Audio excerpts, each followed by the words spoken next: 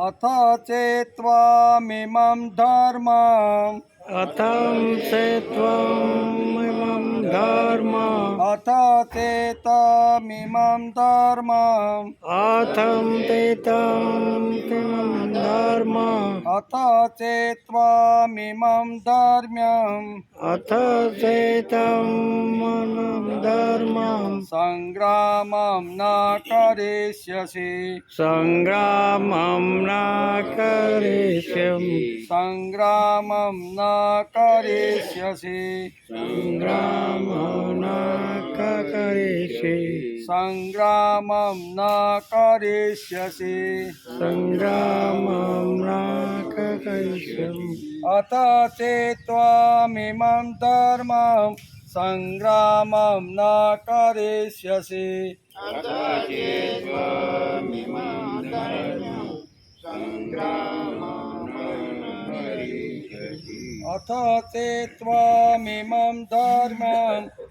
सङ्ग्रामं न करिष्यसि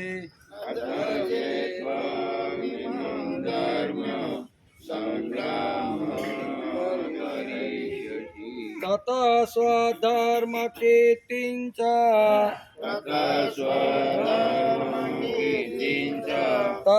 स्वधर्मकीर्तिं च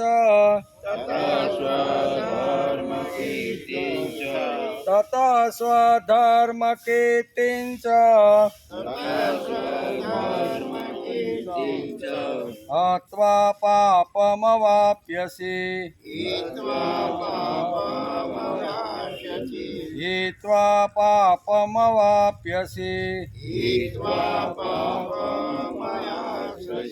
हित्वा पापमवाप्स्यसि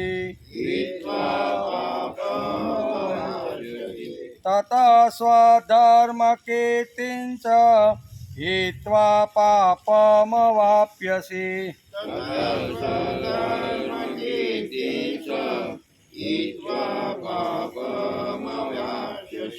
ततः स्वधर्मकीर्तिं च हित्वा पापमवाप्स्यसि अथ चेत्त्वामिमं धर्म्यं सङ्ग्रामं न करिष्यसि ततः स्वधर्मकीर्तिं च हित्वा पापमवाप्स्यसि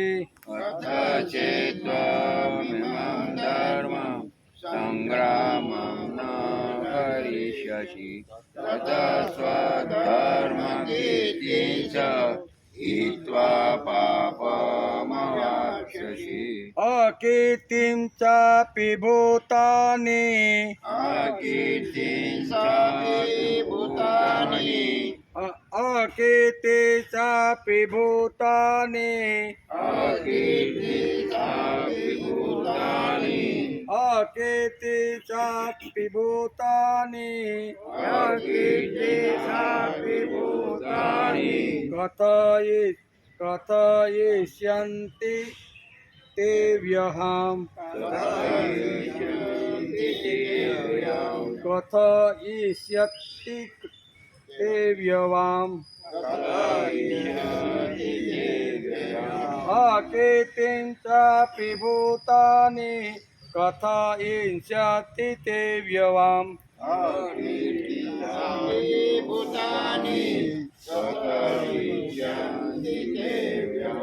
अकीर्तिं चापि भूतानि कथयिष्यन्ति ते व्यवाम्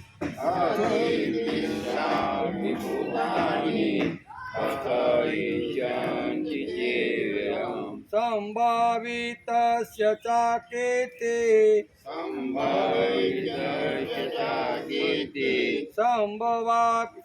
संभवावितस्य च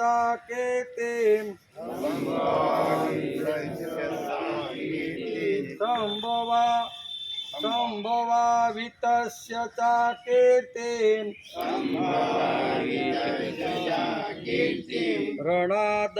ऋणादतिरिष्यते ऋणादतिरिष्यते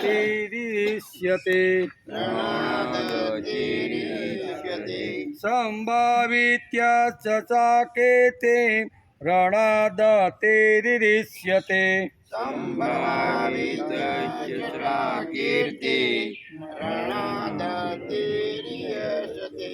અકેતિં ચાતે ભૂતાને કથયિષ્યन्ति તે વ્યયમ સંભાવતિસ્ય ચાકેતે રણાદતેરિષ્યતે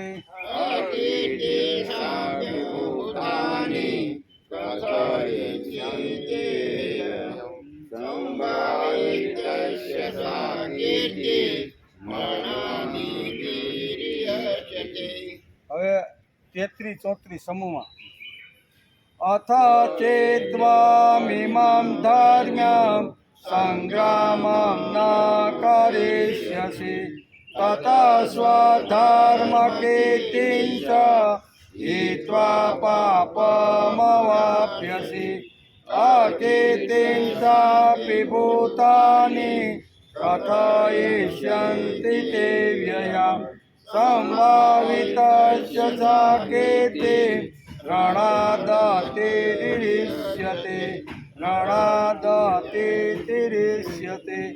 देवसुतं देवां कंसचाणूरमर्दनं देवकी परमानन्दं कृष्णं वन्दे जगद्गुरु गुरुर्ब्रह्मा गुरुर्विष्णु गुरुर्देवो महेश्वर गुरु साक्षात् परब्रह्म तस्मै श्री गुरुवे नमः नारायणं नमस्कृत्यं नरं चैव नरोत्तमं देवीं सरस्वतीं व्यासं ततो जयमुदीरये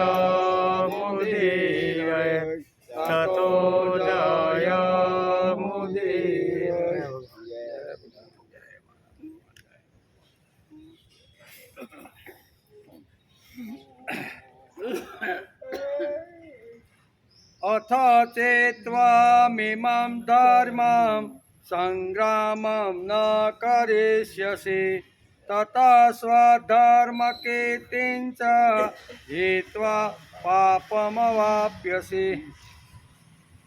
આજે શ્રીમદ ભગવદ્ ગીતા ચિંતન શરૂ થયું એનો 91મો દિવસ, બરાબર ને? ગઈકાલે આપણે શ્રીમદ ભગવદ્ ગીતાના સાંખ્ય યોગના 32મા શ્લોકને આપણે નમસ્કાર કર્યા. એમાં કઈ વાત હતી તો કે આપમેળે સોપપન્નમ એટલે આપમેળે આ ઉગાડા શું કહેવાય સ્વર્ગના ઉગાડા દરવાજા રૂપી આ યુદ્ધ મળી ગયું છે. પ્રાપ્ત થયેલા યુદ્ધ ઉગાડેલા સ્વર્ગ દ્વારા સ્વર્ગનું દ્વાર પણ છે.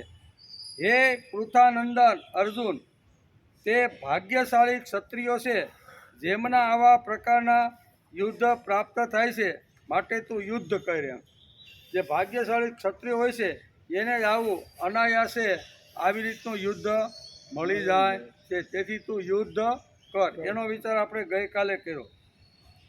શ્રી કૃષ્ણે વૈશ્વિક કોયડાની પાછળ રહેલી અતિન્દ્રિય શક્તિનું ભાન કરાવીને અર્જુનને ઉપદેશ કર્યો છે. ભગવાને ઉપદેશ આપવાના 11મા શ્લોકથી શરૂઆત કરી અને 30મા શ્લોક સુધી એણે 15 શ્લોકની અંદર ઉપદેશ આપ્યો છે. એટલે કે અહીંયા ઉપદેશ આપવાનું અર્જુનને ભગવાને શરૂ કર્યું છે. નીતિ અને સત્યનું વર્તન કરનારમાં પ્રગાઢ વિશ્વાસ નિર્માણ કર્યો છે અને તે ન હિ કલ્યાણકૃત કચિત દુર્ગતિ તાત ગચ્છતિ એમ દ્વારા કહ્યું છે. અર્થાત કલ્યાણકારી કર્મ કરવાની ક્યારે પણ દુર્ગતિ થતી નથી. કલ્યાણકારી કર્મ જે કરે છે ને એની ક્યારેય દુર્ગતિ થતી નથી. એટલે કલ્યાણકારી કર્મ હંમેશા માણસે કરવાનો પ્રયત્ન કરવો જોઈએ એમ ભગવાન કહે છે.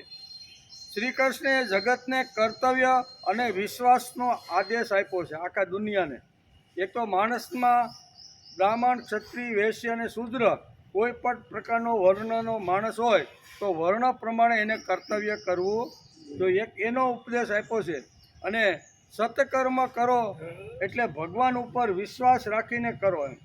આ એટલે કે કર્તવ્ય અને વિશ્વાસના બે વાતો ભગવાને સમજાવવાનો પ્રયત્ન કર્યો છે. શ્રી કૃષ્ણે જગતને કર્તવ્ય અને વિશ્વાસનો સંદેશો આપેલો છે.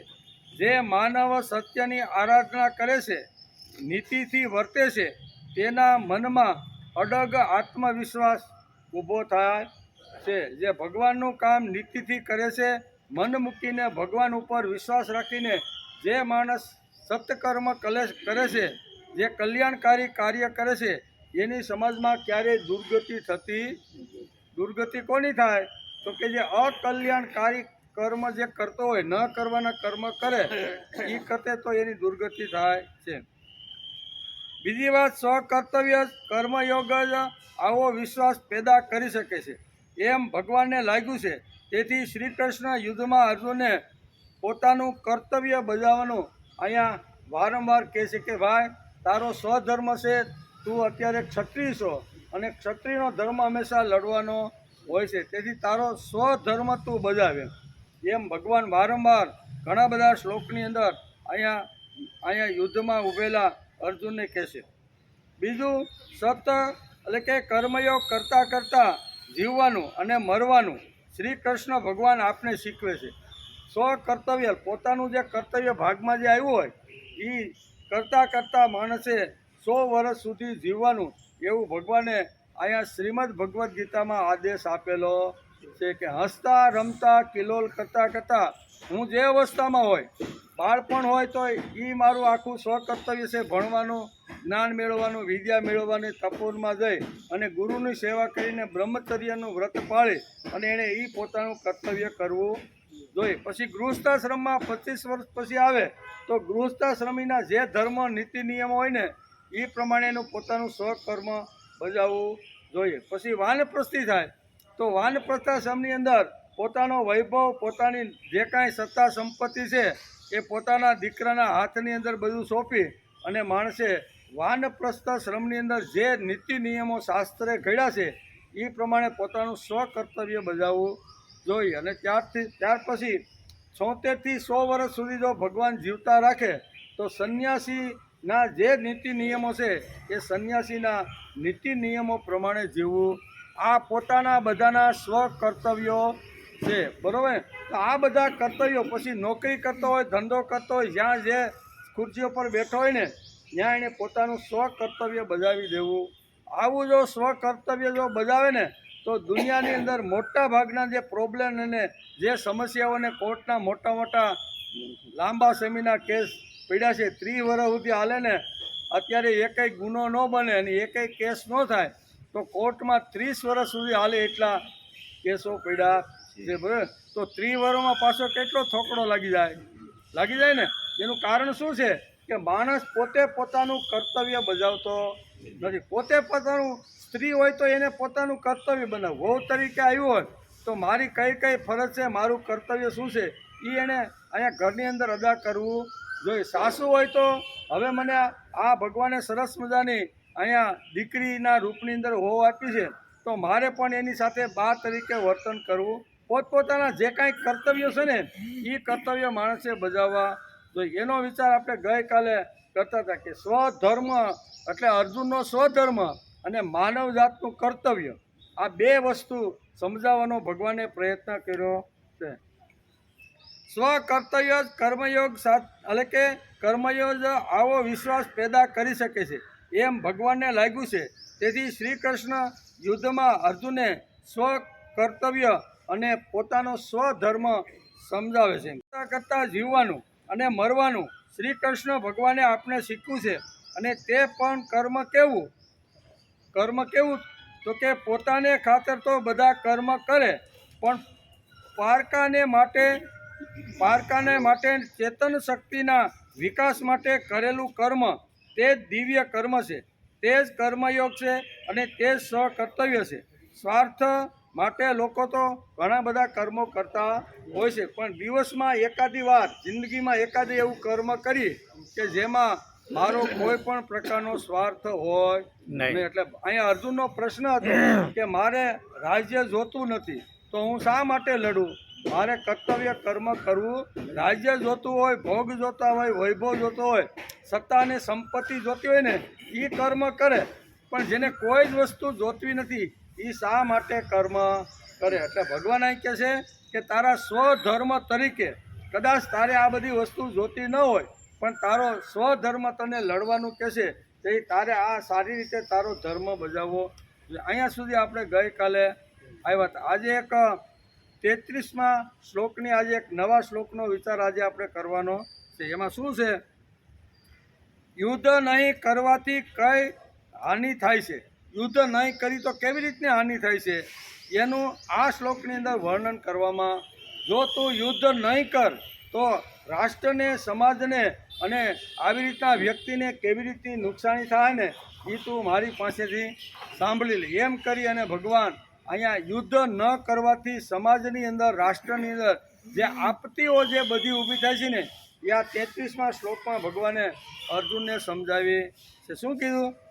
અથ ચેત્વા મિમં ધર્મં સંગ્રામં ન કરિષ્યતિ તત સ્વધર્મ કીર્તિ ચ હિત્વા પાપમવાપ્સ્યસી. હિત્વા પાપમવાપ્ય. બહુ સરસ રીતે અર્જુનને અહીં સમજાવવાનો ભગવાને પ્રયત્ન કર્યો છે. ભગવાન શું કહે છે કે હે અર્જુન, હવે જો તું આ ધર્મયુક્ત યુદ્ધ નહીં કરે તો સ્વધર્મ અને કીર્તિને ગુમાવીને પાપને પ્રાપ્ત થઈશ. શું કહે છે? તારો સ્વધર્મ જો બજાવીશ નહીં ને તો તને અત્યાર સુધીમાં જે કાંઈ કીર્તિ મળી, જે કાંઈ યશ મળ્યો, તું જ્યાં જ્યાં ગાંડીવ હાથમાં લઈને ગયો છો એ દરેક લોકોને જીતીને આખા શું કહેવાય ઇન્દ્ર સુધી તારી કીર્તિનો આવી રીતનો ફેલાવો થઈ ગયો છે. જો તું યુદ્ધ નહીં કરે ને તો તારી કીર્તિ નાશ પામશે. એટલું જ નહીં પણ તું પાપમાં પડી અને નરકમાં જાય. અહીં સુધી ભગવાન એને કડક શબ્દની અંદર કહે છે કે ભાઈ યુદ્ધ કરવું એક ક્ષત્રિયનો ધર્મ છે અને સ્વકર્તવ્ય પ્રમાણે પણ રાષ્ટ્રનું કલ્યાણ થાય, સમાજનું કલ્યાણ થાય ને એટલા માટે પણ તારે યુદ્ધ કરવું જોઈએ. નહીં કરી તો આ 3 વાતો તારી અંદર આવવાની ને આવવાની. એક તો સ્વધર્મ ખલાસ થશે. બીજું અહીં કહે છે કે તારી કીર્તિ, અત્યાર સુધીમાં જે કીર્તિ મેળવીને એ કીર્તિ પણ ખલાસ થશે. કીર્તિ તો ખલાસ સાથે પણ સાથે સાથે તું નરકમાં પણ જવાનો. તો આ 3 વાતો ભગવાને આ શ્લોકમાં યુદ્ધ નહીં કરવાથી શું થશે એનું પરિણામ ભગવાને અહીંયા કડક ભાષાની અંદર અટાણ સુધી થોડી ઢીલી ભાષામાં સમજાવવાનો પ્રયત્ન કર્યો. આ શ્લોકમાં ભગવાન થોડા કડક થઈ ગયા છે. એટલે સીધું જ કહી દીધું કે લડ નહીં તો તું પાપનો ને નરકનો અધિકારી થવાનો. બહુ સરસ આ શ્લોકની અંદર કહે છે. અથ એટલે હવે, એત એટલે જો, ત્વમ એટલે તું, પછી ઇમમ એટલે આ, પછી ધર્મમ એટલે ધર્મયુક્ત, સંગ્રામમ એટલે યુદ્ધ, ન એટલે નહીં, કરિષ્યસી એટલે કરે, તત તો, સ્વધર્મમ એટલે સ્વધર્મ, ચ એટલે અને કીર્તિમ એટલે કીર્તિને, હિત્વા એટલે ગુમાવીને, તારી કીર્તિ તું ગુમાવીને, પાપમ એટલે પાપને, અવાસ્યસી એટલે પ્રાપ્ત કરીશ. આ 3 વાતો અહીં બહુ સરસ કડક શબ્દોમાં કહી છે. એક તો તું સ્વધર્મને ગુમાવીશ, બીજી મળેલી કીર્તિ ગુમાવીશ અને પાપના ખાડામાં તું કાયમ માટે પડી જઈશ. માટે ઉઠ, ઊભો થા અને યુદ્ધ કર. એમ ભગવાન આ શ્લોકની અંદર સમજાવવાનો પ્રયત્ન કરે છે. બહુ સરસ શ્લોક છે. આખી દુનિયાને માર્ગદર્શન આપે એવો સ્વધર્મની વાત ભગવાન અર્જુનને આ શ્લોકની અંદર સમજાવવાનો પ્રયત્ન કરે છે. ટીકા એટલે કે અથ ચેત્વા મિમમ પાપમ વાપ્યસી. અહીં અથ અવ્યય એટલે કે પક્ષાંતરમાં આવ્યું છે અને ચેત અવ્યય સંભાવનાના અર્થમાં આવ્યું છે. એનું તાત્પર્ય એ છે કે જો તું યુદ્ધ કર્યા વિના રહી નહીં શકે, પોતાના ક્ષાત્ર સ્વભાવને પરવશ થયેલો તું યુદ્ધ કરશે જ. અને કદાચ જો તું યુદ્ધ નહીં કરે ને તો તારી અત્યાર સુધીની જે કાંઈ કીર્તિ છે, યશ છે, જે કાંઈ તે અત્યાર સુધીની આખી દુનિયામાં નહીં પણ ઇન્દ્ર ભગવાન સુધી જે આવી રીતની કીર્તિ મેળવી છે એ બધી જ કીર્તિ તારી ખલાસ છે. તો તારા દ્વારા એટલે કે ક્ષાત્ર ધર્મનો ત્યાગ થઈ જશે. ક્ષાત્ર ધર્મનો ત્યાગ કરવાથી તને આ 3 વાતો તારા જીવનમાં આવી જશે. તો યુદ્ધ નહીં કરતો આ પરિણામ નક્કી છે. સમાજનું તો જે થવું છે તે થશે. કદાચ કૌરવને જો મારવાના છે ને તો હું જરી કાંઈથી બટન દબાવી જઈશ ને તો બધાય મરે. દરરોજ નથી મરતા, કેટલાને હાર્ટફેલ થઈ જાય. ભગવાન ઉપર બેઠા બેઠા જરીક આમ બટન દબાવી જાય એટલે અહીંયા શું થઈ જાય? અસ્યુતમ કેસ્યુતમ. એટલે ભગવાન કહે છે કે મને કોઈ પ્રકારની નુકસાની નથી. કદાચ તું નહીં લડે અને આ કૌરવ 11 અક્ષરની સેનાની અંદર જે રાજાઓ સાથે દુર્યોધન લઈને આવ્યો છે ને એને જો મારે મારવાના હશે ને તો તારા વગર પણ એનો નાશ અને આ બધાની હત્યા કરી શકું એવી તાકાત મારી અંદર છે. પણ તું જો યુદ્ધ નહીં કરે ને તો રાષ્ટ્રને સમાજને કેટલું નુકસાન જાય ને. તને વ્યક્તિગત નુકસાન તો જાશે, સ્વધર્મ નહીં બજાય તો, પણ રાષ્ટ્રનું કલ્યાણના માર્ગની અંદર તું પથ્થરો થઈને આવી રીતનો અડચણ રૂપે તું રહેવાનો છે. તેથી સમાજના કલ્યાણ માટે, સમાજના ઉદ્ધાર માટે તારી અત્યાર સુધીની મળેલી જે કીર્તિ છે એને સાચવવા માટે પણ તારે યુદ્ધ કરવું પડશે. એમ ભગવાને બહુ સરસ રીતે સમજાવે છે. આપોઆપ પ્રાપ્ત થયેલા ધર્મ રૂપી કર્તવ્યનો ત્યાગ કરીને તું શું કરીશ? એમ પોતાના ધર્મનો ત્યાગ કરવાથી તારે પરધર્મનો સ્વીકાર કરવો પડશે, જેથી તને પાપ લાગશે. યુદ્ધનો ત્યાગ કરવાથી બીજા લોકો એવું માનશે કે અર્જુન તો બાયલો છે, આવ્યો તો ધનધનાટી કરવા લડવા માટે, અને અત્યારે બાયલો જેમ બેસી જાય ને એમ અત્યારે બેસી ગયો છે. એટલે સમાજના અને અત્યારે બધા જે રાજાઓ ભેગા થયા છે ને એ તને બાયલો સમજશે. શું કે એટલે કોઈ પણ રાજા આવી રીતની આ બાબતમાં અર્જુન માટે જો વાત કરે ને તો અર્જુનને મરવા જેટલું થાય. એટલે ભગવાન એને કહેશે કે તારે બાયલું થવાનું નથી. તને મળેલું જે તારું સ્વ કર્તવ્ય છે ને એ તારે સારી રીતે બજાવવાનું છે. એમ ભગવાન વારંવાર આ શ્લોકની અંદર સમજાવવાનો પ્રયત્ન કરે છે. એટલે આ 3 વાતો આજે આપણે સમજવાનો પ્રયત્ન કરી, બરાબર. એક તો શું કહે છે સ્વધર્મ ખલાસ થશે, બીજું કીર્તિ ખલાસ થશે, અને ત્રીજું તું નરકમાં પડવાનો તો તને કોઈ સ્વર્ગ મળવાનો. જો તારા સ્વધર્મનો ત્યાગ કરીશ તો ક્યારે સ્વર્ગ મળશે. આ 3 વાતો ભગવાન આ શ્લોકમાં આજે આપણે સમજાવવા માગે છે. અને એ આખા વિશ્વને ધ્યાનમાં રાખી અર્જુનને નિમિત્ત બનાવી અને આ બધી વાતો અહીંયા ભગવાન કહે છે. એનો આપણે આજે વિચાર કરવાનો છે. શું કરવાનો છે? અથ ચેત્વામિમં ધર્મં સંગ્રામં ન કરિષ્યસી તત સ્વધર્મ કીર્તિંચ હિત્વા પાપમવાપ્યસી. હવે તું જો આ ધર્મયુક્ત યુદ્ધ નહીં કરે તો તું સ્વધર્મને ગુમાવીશ, કીર્તિ તારી નાશ પામશે અને પાપનો તું ભાગીદાર બની જાય. આમ કરીને ભગવાન આ શ્લોકની અંદર થોડા કડક થઈને અર્જુનને સમજાવવાનો પ્રયત્ન કરે છે. સાંખ્ય જ્ઞાન એટલે સમ્યક જ્ઞાન, શ્રેષ્ઠ જ્ઞાન, આત્મજ્ઞાન. અર્જુનના વિષાદને દૂર કરવા માટે ભગવાને ગીતાના બીજા સાંખ્ય યોગથી અર્જુનને તત્વજ્ઞાન, આત્મજ્ઞાન આપવાની શરૂઆત કરી. 15 શ્લોક સુધી ભગવાને આત્મજ્ઞાન આપેલું છે. એનો આપણે અભ્યાસ કર્યો. ભગવાને સહેજ નજર રાખીને અર્જુન સામું જોયું કે હું જે કાંઈ કહું છું એની બુદ્ધિમાં, એના મનમાં ઉતરે છે કે નહીં. એટલે ભગવાન તો અંતર્યામી છે.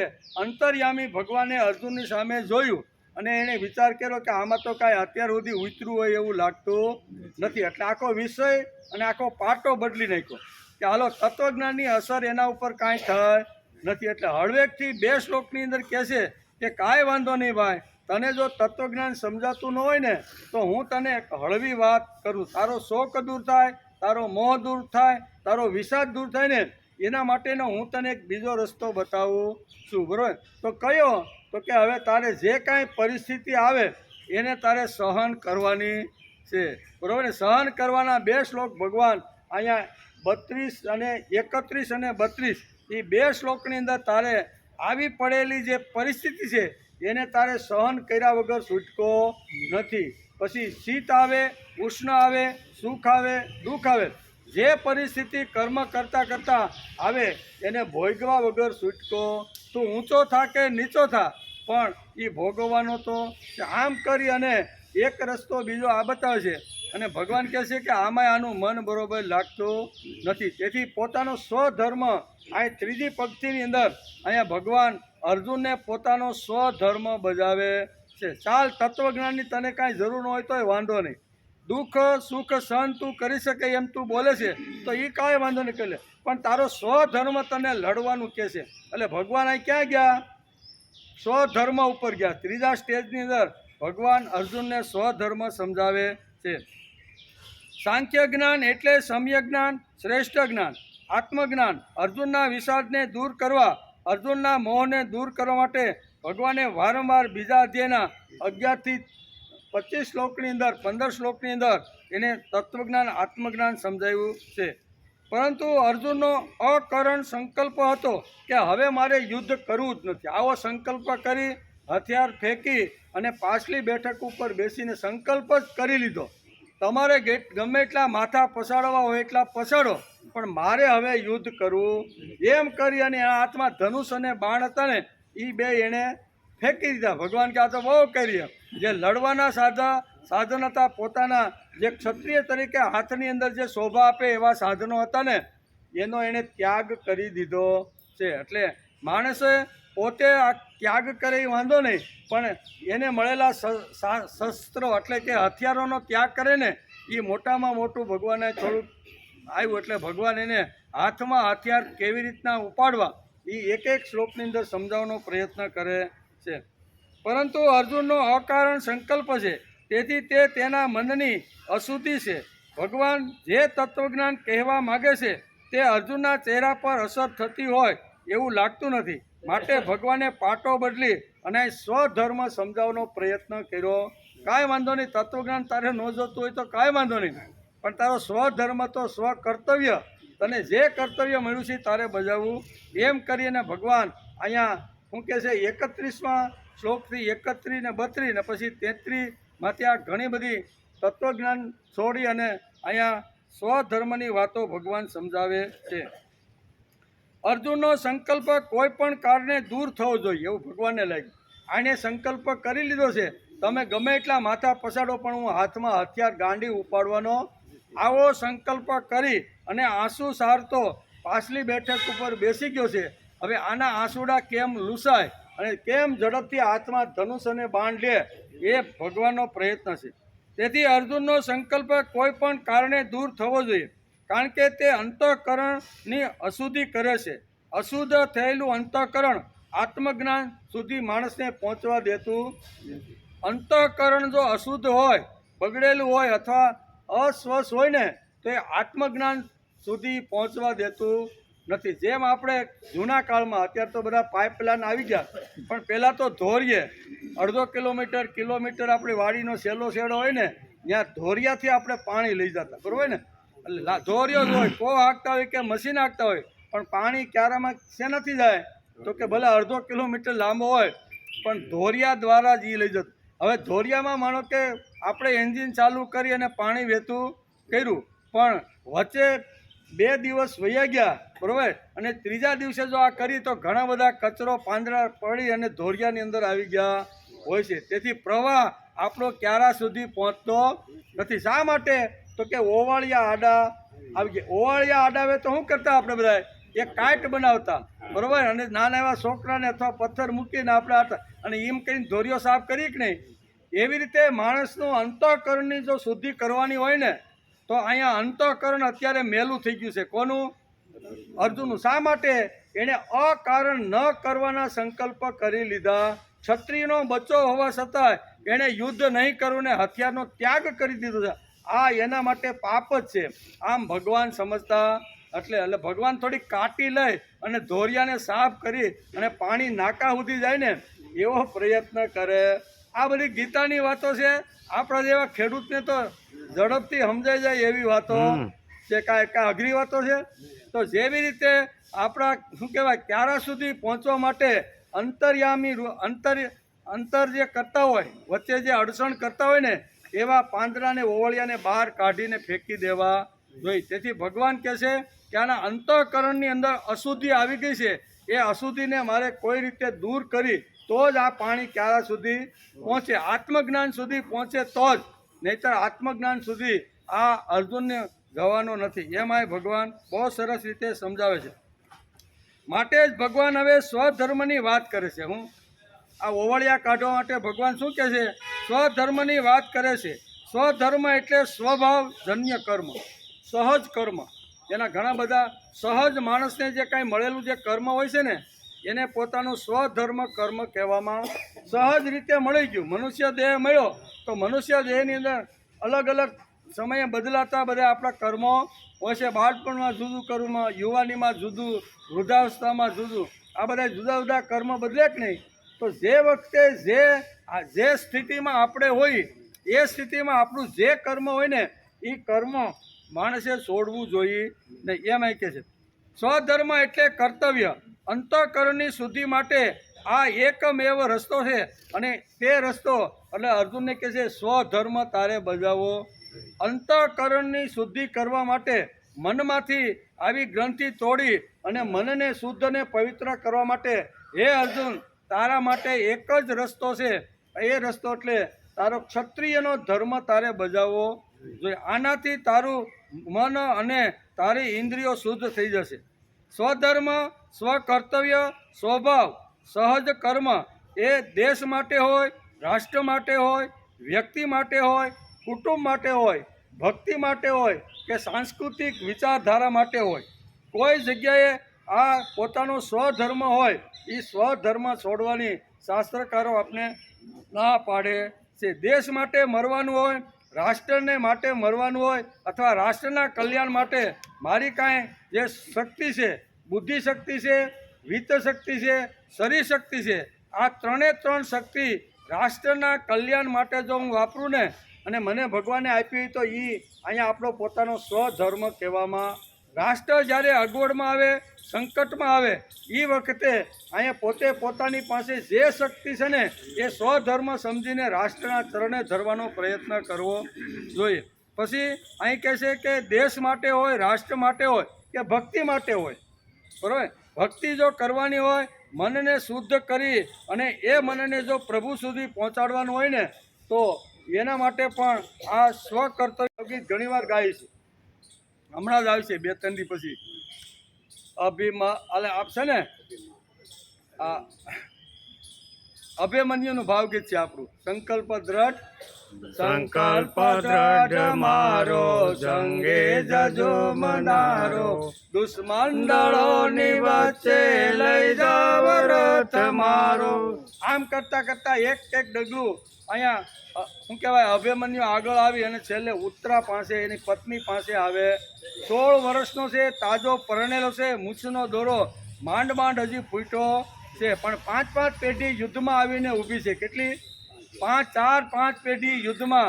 અહીંયા 16 વર્ષથી માંડીને 185 વર્ષના વયોવૃદ્ધો આ યુદ્ધની અંદર અત્યારે ભાગ લઈ રહ્યા છે. અને અત્યારે એક પાંડવો માટે એક વિકટ પરિસ્થિતિ અત્યારે ઊભી થઈ છે. ત્રિગર્તને મારવા માટે અર્જુન અને ભગવાન અહીંયા દૂર સુધી નીકળી ગયા છે. કારણ કે રાત્રે કૌરવોએ નક્કી કર્યું હતું, એકવાર દ્રોણાચાર્ય કહે છે કે એકવાર જો તમે કૃષ્ણ અને અર્જુનને થોડા સમય માટે યુદ્ધના મેદાનથી શું કહેવાય અલગ કરી દો તો હું આવતીકાલે યુધિષ્ઠિરને બંદી બનાવી લઈશ. યુદ્ધ સમાપ્ત થઈ જશે અને યુદ્ધ આપણા પક્ષમાં આવી જશે. આવો રાત્રે સંકલ્પ કૌરવ પક્ષની સાવણીની અંદર આવા નિર્ણયો બધાય લેવાના હતા. અને તેથી બીજા દિવસના યુદ્ધની શરૂઆત થઈ.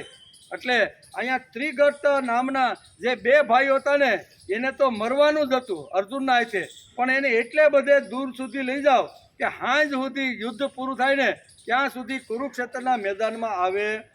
એટલે આવી રીતના ઘણી બધી વાતો કરતા એ તું બાયલો છો ને આમ છે ને આમ કરી અને અર્જુનને દૂર સુધી લઈ ગયા. પાછળથી દ્રોણાચાર્ય કહે છે કે હવે વાંધો નહીં, સાંજ સુધીમાં હવે અહીંયા અર્જુન આવવાનો નથી, ને અર્જુન અને કૃષ્ણ ન આવે તો તો 100% હું યુધિષ્ઠિરને બંદી બનાવી અને યુદ્ધની આજે જ હું સમાપ્તિ કરાવી દઉં. અને દુર્યોધનને કહેશે કે આ દુર્યોધનને એટલે કે યુધિષ્ઠિરને હું તમારા હાથમાં સોંપી દઉં, યુદ્ધ સમાપ્ત થાય, તું જીતી જાય.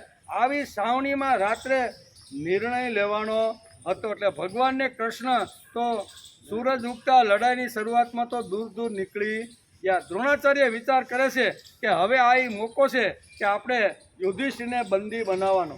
તેથી એણે સપ્ત કોઠાનું આયોજન કર્યું, 7 કોઠાના યુદ્ધની રચના કરી. અને એ રચના કરવામાં ભગવાન અને અર્જુન આ બે જ 100% આવવા જવા માટે યુદ્ધમાંથી જવાનું કોઠામાં અને બહાર નીકળવાનું આ 2 જણા જાણતા. ત્રીજી વ્યક્તિ આ પાંડવ પક્ષમાં કોઈ નથી કે જે આવી રીતના આ વ્યૂહરચનામાં જાય અને પાછો આવી શકે. આવી સ્થિતિ જ્યારે ઊભી થઈ, યુદ્ધની શરૂઆત થઈ અને પાંડવ પક્ષમાં સમાચાર મળ્યા કે દ્રોણાચાર્યએ આવી રીતનું સપ્ત કોઠાના યુદ્ધનું આવી રીતનું આહવાન કરેલું છે. ક્ષત્રિય છે એટલે આહવાનને આપણે પડકાર તો કરવો જોઈએ. ભલે અર્જુન નથી પણ આપણે 4 અને અહીંયા આપણા સરસેનાપતિ ધૃષ્ટદ્યુમ્નને મોટા મોટા રાજાઓ તો આપણી પાસે છે. તેથી આપણે યુદ્ધનું આહવાન કરીને લડવું તો જોઈએ. તેથી બધા વિચાર કરતાં ચિંતા કરે છે કે આ કોઠામાં પ્રવેશ કરતા તો આવડતો જ નથી, ક્યાં કઈ જગ્યાએ કયો કોઠો તોડીને ક્યાંથી પ્રવેશ કરવો અને એ કોઠાની અંદર કોણ કોણ હશે ને કેવી રીતના મહારથી અહીંયા દ્રોણાચાર્ય ઊભા રાખ્યા છે એ આપણને તો ખબર નથી. એટલે અહીંયા પાંડવ પક્ષમાં સન્નાટો છવાઈ ગયો, બધા ચિંતામાં બેઠા છે. અને એવા સમયે 16 વર્ષનો લવર મુસ્યો યુવાન આવે છે અને કહે છે, બાપુજી હું તમે બધા ચિંતામાં છે? એ કે ચિંતા કાંઈ નથી, પણ તારા પિતા અને કૃષ્ણ લડતા લડતા દૂર વહી ગયા છે. પાછળથી દ્રોણાચાર્યએ આવી રીતનો વ્યૂહરચના ગોઠવી છે, અમને એ ભેદતા આવડતી નથી. એટલે આપણો પરાજિત નિશ્ચય છે. આ યુદ્ધ જો સાંજ સુધી જો અટકી જાય ને તો સાંજ સુધીમાં મારા પિતાને કૃષ્ણ પાછા આવી જાય. આવું જ્યારે આ સભાની અંદર પાંડવ પક્ષમાં જ્યારે વાતાવરણ આવી રીતનું જ્યારે બન્યું ત્યારે અહીંયા અભિમન્યુ કહેશે કે તમારે ચિંતા કરવાની કાંઈ જરૂર નથી. મને કોઠાની અંદર પ્રવેશ કરતા આવડે છે પણ બહાર નીકળતા આવડતું નથી. પણ જ્યાં સુધી મારો પ્રાણ હશે ને ત્યાં સુધી મારા પિતા અને કૃષ્ણ અહીંયા આવે ને ત્યાં સુધી હું યુદ્ધને રોકી રાખીશ, એટલી મારી તાકાત છે. યુધિષ્ઠિરને બંદી બનાવવા તો હું નહીં જ દઉં, મારો ભલે પ્રાણ જાય પણ આ યુદ્ધની અંદર રોકવાનું કામ હું કરીશ. દિવસ આત્મે ત્યાં સુધી આ યુદ્ધને હું રોકી શકે. આમ કરી અને યુધિષ્ઠિર કહેશે કે અમારાથી તને રજા અપાય નહીં. આવા કુમળા છોકરાને મોતના મોઢામાં શા માટે મોકલવાનો? અને હકીકત હતી કે એકવાર અભિમન્યુ જો આ કોઠાની અંદર એક કોઠો તોડીને જો અંદર પ્રવેશ કરશે ને તો એને બહાર નીકળવાની ખબર નથી. એટલે મૃત્યુ તો એનું નક્કી છે ને છે. એટલે રાષ્ટ્રના કલ્યાણ માટે પોતાનું સ્વકર્તવ્ય જે બજાવે છે ને આને ખરો ક્ષત્રિય કહેવામાં આવે છે. ભગવાન અત્યારે સ્વધર્મ અને અહીંયા ક્ષત્રિય ધર્મની વાત અત્યારે યુધિષ્ઠિરને બરોબર રીતે સમજાવવાનો પ્રયત્ન કરે છે. અને અભિમન્યુ ત્યારથી વાર્તા મોટી છે, આપણે ઘણીવાર કીધેલી પણ છે, બરાબર. અને એમાં પછી અહીંયા કહે છે કાંઈ વાંધો નહીં, યુદ્ધની અંદર ગમે તેટલા કોઠા દ્રોણાચાર્યએ વ્યૂહરચના કરી છે ને આ બધાને ભેદવાની તાકાત મારી અંદર છે, પણ તમારે મને રજા આપવી પડે. ત્યારે યુધિષ્ઠિર કહેશે કે અમારો હવે તારા ઉપર અધિકાર નથી, તું પરણી ગયો છો, તારી દાદીમાં કુંતીમાં છે, તારી માતા આવી રીતની સુભદ્રા છે, તારી પત્ની ઉત્તરા છે, આ બધા હવે તારા ઉપર બધાનો અધિકાર છે. તેથી તું બધાને પૂછ. એમ કરી અને બધા પાસે ધીમે ધીમે પૂછવા જાય છે. બધા જ કહેશે કાંઈ વાંધો નહીં, અત્યારે પાંડવો અગવડમાં છે તો એ સમયે તારે કાંઈ વાંધો. એમ કરીને ઉત્તરા પાસે જાય છે. તારું નામ ઉત્તર ક્યાં જાય છે છેલ્લે? બધાની રજા લઈને અભિમન્યુ 16 વર્ષનો લવર મુસ્યો તાજો જ હજી પરણેલો હતો.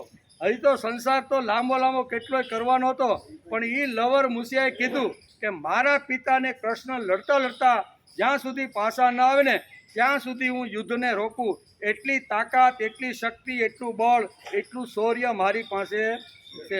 આ કોની સાથે લડવાનું છે? 7 કોઠામાં. એક કોઠામાં દુર્યોધન હશે, બીજા કોઠામાં દ્રોણાચાર્ય હશે, દુશાસન હશે, કર્ણ હશે, આ બધા મહારથીઓ બરાબર. નાના બાળકની સામે પણ છતાંય શું કહે છે કે રાષ્ટ્રનું કલ્યાણ થતું હોય તો મારા આત્માની બલિદાન આપવા માટે હું તૈયાર.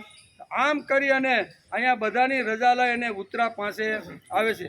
ઉત્તર ચાહો છો આજે નહીં લડું તો ક્ષત્રિય ધર્મ લાજે. ઉત્તર તારું નામ ઉતરાશે. ઉત્તર ચાહો છું આજે નહીં લડું તો ક્ષત્રિય ધર્મ લાજે. સ્વધર્મ હું બજાવીશ ભલે પ્રાણ જાય મારો. દુશ્મંદરોની વચ્ચે લઈ જાવ રથ મારો. ત્યારે ઉત્તર કે કાંઈ વાંધો નહીં, હું તમને વીર તિલક કરું છે. જન્મ જન્માંતર સુધી તમારી કીર્તિ આ પૃથ્વીની અંદર જ્યાં સુધી માનવ જાત છે ને ત્યાં સુધી તમારી કીર્તિ અમર રહે. હું તમને આવી રીતનું કરું. એમ કરી અને અહીંયા ઉત્તરા તિલક કરી અને પોતાના પતિને યુદ્ધમાં જવાની વાત કરે. ક્ષત્રિય હોય તો એને યાહોમ કરીને કૂદી પડવું જોઈએ. એણે કોઈ દી પાસી પાની કરવી જોઈએ નહીં. અને યુદ્ધના મેદાનની અંદર પહેલો જે કોઠો હતો ને એ પ્રવેશ દ્વાર ક્યાંથી કરવાનું ને 7 કોઠામાં એ બરોબર અભિમન્યુએ જાણી લીધું. સારથીને કહેશે કે મારો રથ તો અહીં લઈ જા. એમ કરીને પહેલા કોઠા ઉપર આવ્યા અને ખભામાં જે ધનુષ અને જે બાણ હતા એમાંથી સનસનાટી કરતા એ બાણ છૂટવા લાગ્યા અને પેલા કોઠાને ધ્વંસ કરી. પેલા કોઠા ઉપર જે યોદ્ધો બેઠો હતો એના ભૂક્કા બોલાવી દીધા. એ ભાગમ દોડ થઈ ગઈ કે અહીં તો આટલા સૈનિકો અમે રાખીને બેઠા છીએ, બરાબર. પણ છતાંય એ અભિમન્યુના એક તીરથી આવી રીતની ઘટનાઓ ઘટી.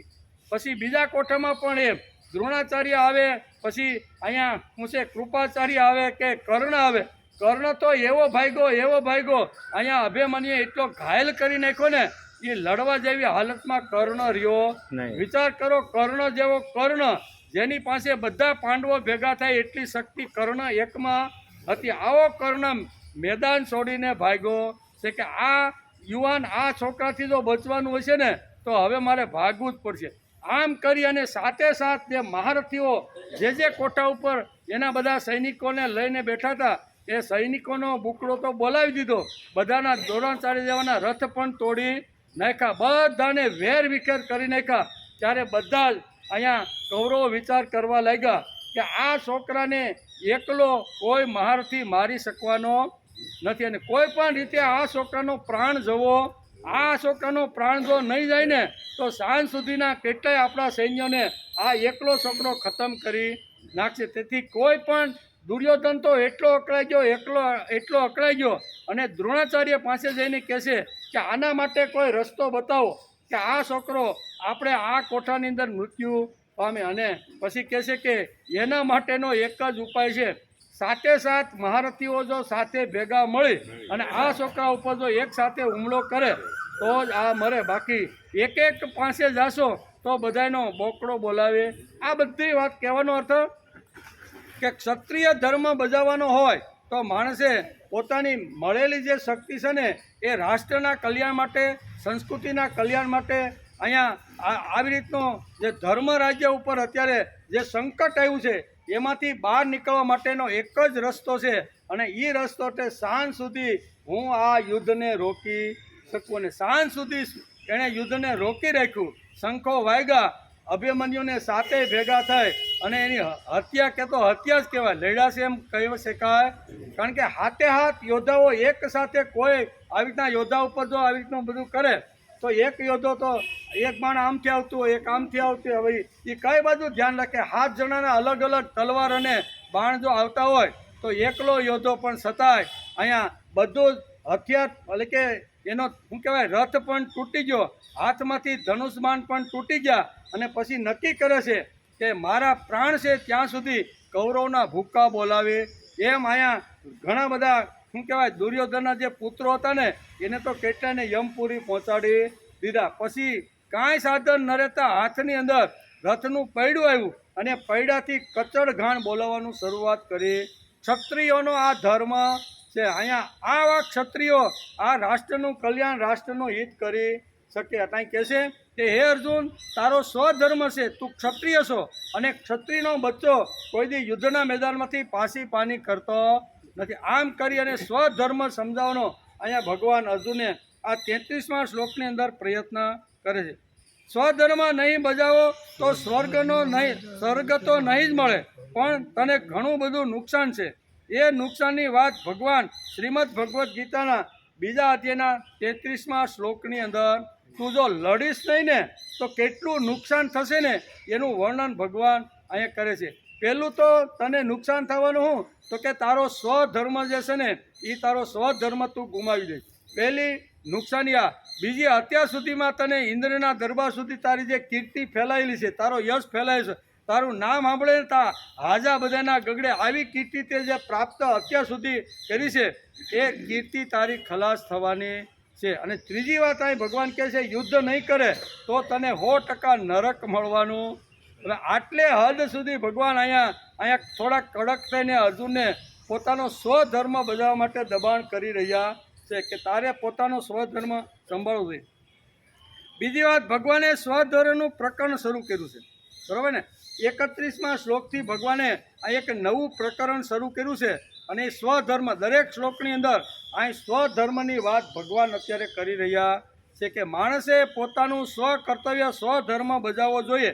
એમ શ્રીમદ ભગવદ્ ગીતાના 2 અધ્યાયના 31મા શ્લોકથી અહીંયા 33મા શ્લોક સુધી અહીંયા સ્વધર્મ માણસે બજાવવો જોઈએ. એ જ પ્રકરણ ભગવાન અત્યારે કહી રહ્યા છે. ભગવાને સ્વધર્મનું પ્રકરણ શરૂ કર્યું છે.